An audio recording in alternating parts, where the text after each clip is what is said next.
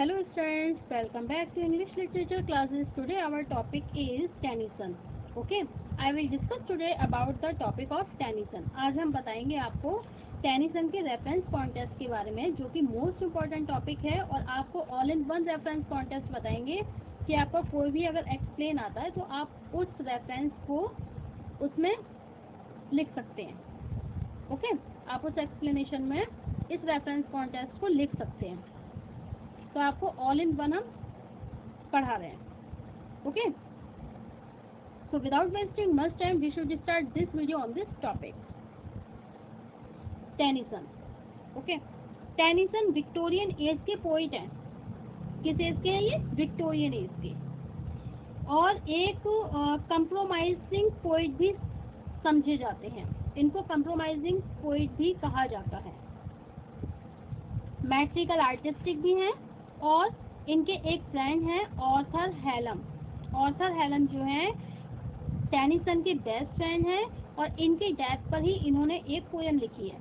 ये मैं एक शॉर्ट नोट आपको टेनिसन के बारे में बता रही हूँ. Okay okay, in shortly we can say about the Tennyson. Tennyson was born in 1809 and he was dead in 1892. 1809 में इनका जन्म हुआ है और 1892 में इनकी डेथ हुई है. Okay,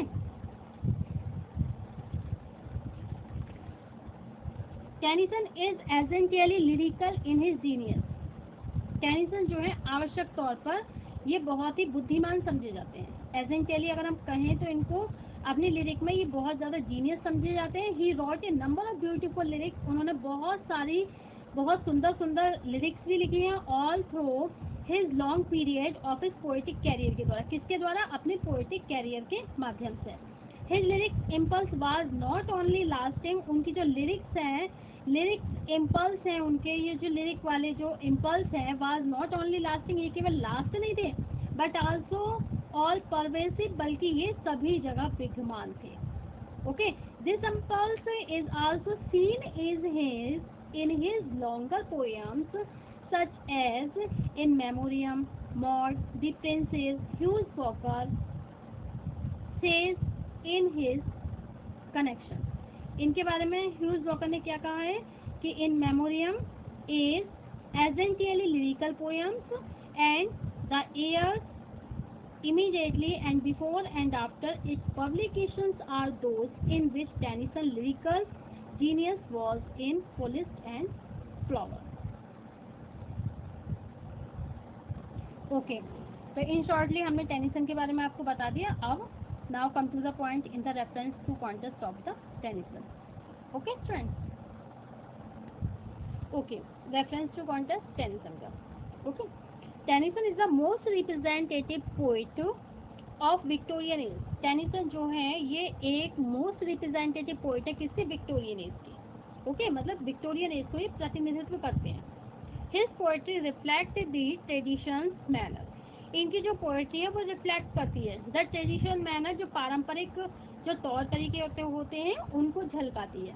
merits and demerits of his age, और अपनी एज की इन्होंने कुछ योग्यताएं और अयोग्यताओं के बारे में भी बताया है. Okay, Tennyson is a versatile genius. Tennyson कौन है? एक निपुण, मतलब अपनी योग्यताओं में निपुण समझे जाते हैं. बहुत तीव्र बुद्धि वाले माने जाते हैं. कौन? टेनिसन.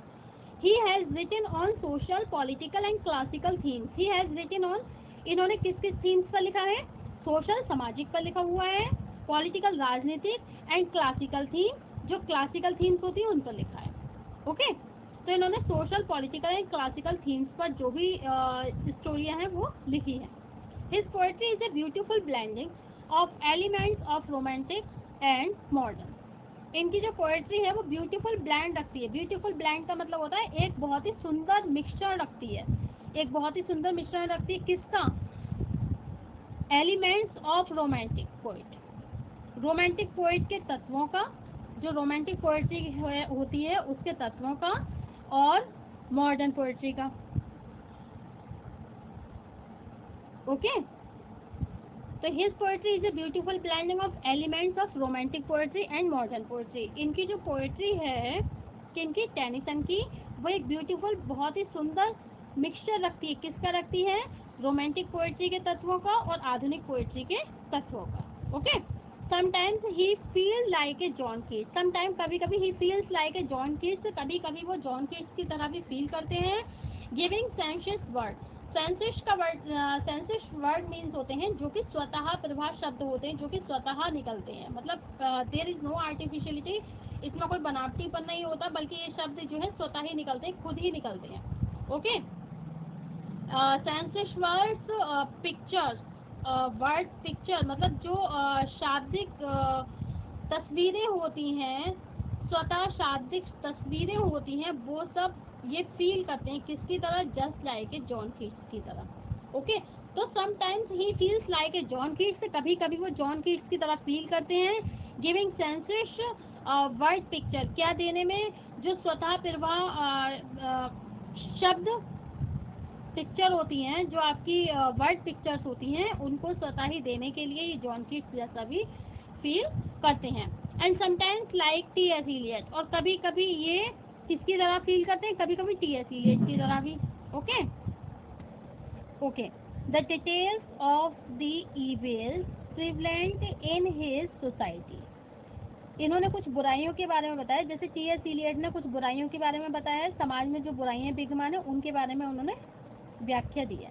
इसी तरह से समटाइम्स कभी कभी ये जो टेनिसन है वो टी.एस. इलियट की तरह भी बिहेव करने लगते हैं। ओके, उन्होंने भी इस तरीके से, ओके, लाइक एज, जैसे कि जॉन कीट्स ने वर्ड पिक्चर, जो सेंशियस वर्ड पिक्चर है वो प्रेजेंट करी है, इसी तरह से टी.एस. इलियट ने, इन्होंने समाज में जो विद्यमान बुराइयां हैं उनके बारे में डिस्क्राइब किया है। Okay, he also gives moral lesson, वो कहाँ, वो क्या देते हैं, एक मॉरल लेसन देते हैं, लाइक मॉडर्न पोएट की तरह, लाइक ए मॉडर्न पोएट की तरह, मतलब एक आधुनिक कवि की तरह एक ये नैतिक उपदेश भी देते हैं।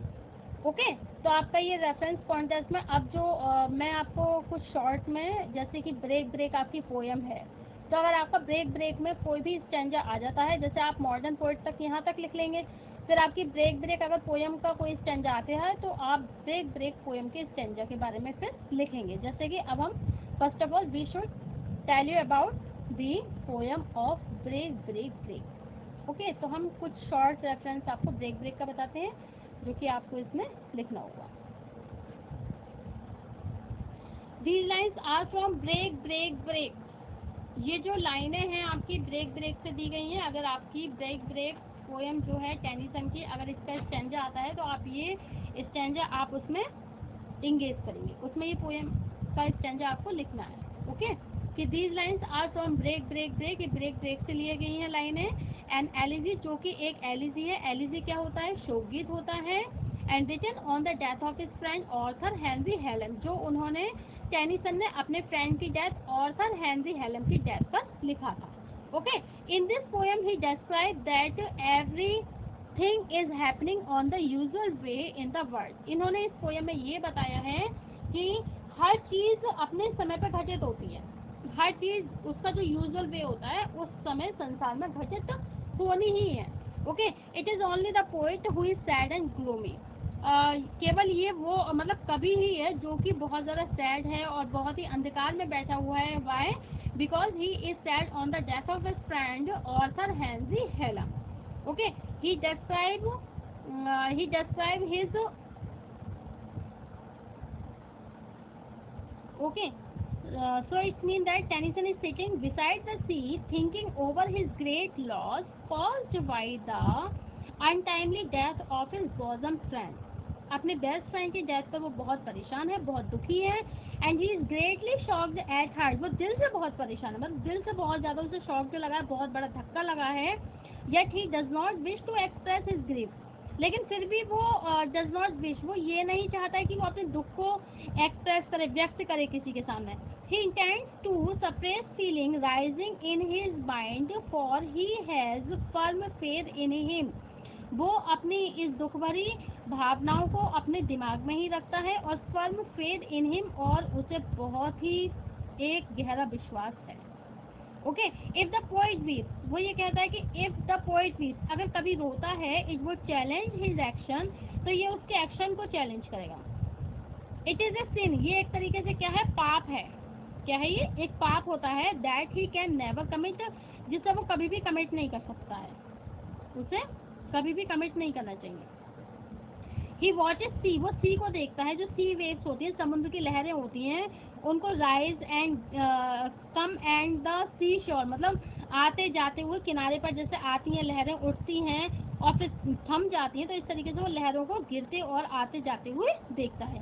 But break after striking against its cold grey stone, this symbolize his mental condition for his thoughts to rise like waves.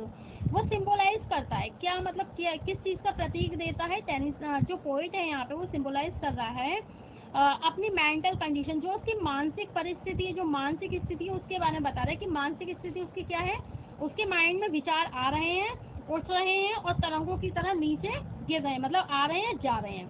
But he suppress him them, लेकिन वो उन्हें दबा देता है, सप्रेस कर देता है। ही थिंक्स, वो ये सोचता है that young fisher boy is fortunate for he can shout while playing with his sister. वो थिंक करता है कि उसका जो यंग फिशर बॉय है, कि एक छोटा सा फिशर बॉय है, मछुआरे का लड़का जो है, is fortunate why he can shout while playing with his sister, वो अपनी सिस्टर के साथ खेलता है। And the young sailor too fortunate for he can sing while boating, और जो सेलर है, जो नाविक है, वो बोट को चलाते हुए सिंगिंग कर रहा है। But the poet is deprived of expressing his feeling, लेकिन पोइट अपनी जो उसकी फीलिंग्स हैं वो he can't express the feeling of his friend author Henry Hallam, वो अपने फ्रेंड के लिए जो भी उसकी फीलिंग्स है उनको सप्रेस कर रहा है, वो उन्हें एक्सप्रेस नहीं कर सकता है। ओके, तो आपका ये आपका स्टैंजा जो है ब्रेक ब्रेक का, वो हमने आपको डिस्क्राइब कर दिया है, तो आप ब्रेक ब्रेक में इस स्टैंजा को लिख सकते हैं। अब आप इसमें एक कमेंट्स भी लिख सकते हैं कि Tennyson strong faith in God and his justice, कि टेनिसन का जो स्ट्रॉन्ग फेथ है, जो उसका बहुत ही मजबूत विश्वास है, वो किसमें है, ईश्वर में है, एंड हिज जस्टिस, और ईश्वरीय न्याय में है। ओके, तो आप ये इस तरीके से इसमें ये इंक्लूड कर सकते हैं। और इसमें अगर आप क्रिटिकल कमेंट्स लिख सकते हैं तो आप एलिवेटेड स्टाइल लिख सकते हैं, इजी लैंग्वेज लिख सकते हैं।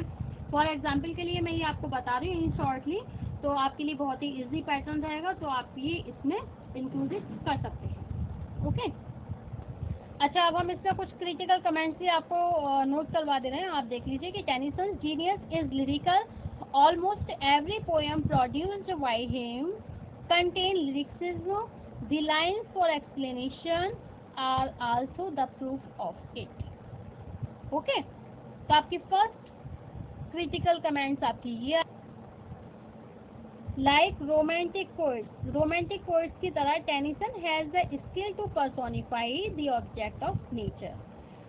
रोमांटिक पोइट्स की तरह टेनिसन भी एक ऐसी स्किल रखते हैं, ऐसी योग्यता रखते हैं जो कि ऑब्जेक्ट्स ऑफ नेचर को पर्सोनिफाई कर सके। ओके, नंबर थर्ड है आपका, we see here the personification of Tennyson like modern poet moralizes and in the end of the poem he gives a moral to the readers। यहाँ पे हम क्या देखते हैं, पर्सोनिफिकेशन देखते हैं टेनिसन का, जैसे कि उन्होंने मॉडर्न पोइट की तरह पर्सोनिफाई भी किया है और मॉरलाइज भी किया है, नैतिक उपदेश भी देते हैं, और in the end of the poem, और पोएम के अंत में वो एक मॉरल भी दे रहे हैं रीडर को, जैसे कि ब्रेक ब्रेक में उन्होंने ब्रेक ब्रेक में उन्होंने एक मॉरल दिया है कि ईश्वर जो भी करता है वो सही करता है। He has a firm faith in the God, उन्हें ईश्वर में पक्का विश्वास है, and the justice of the God, और ईश्वर की जो जस्टिस है, जो उसका न्याय है, उससे भी उन्हें फर्म, एक बहुत ही मतलब पक्का विश्वास है। Okay, so these are the moral of the break break poem. Okay, अब नेक्स्ट आता है, नेक्स्ट इसमें कमेंट्स है।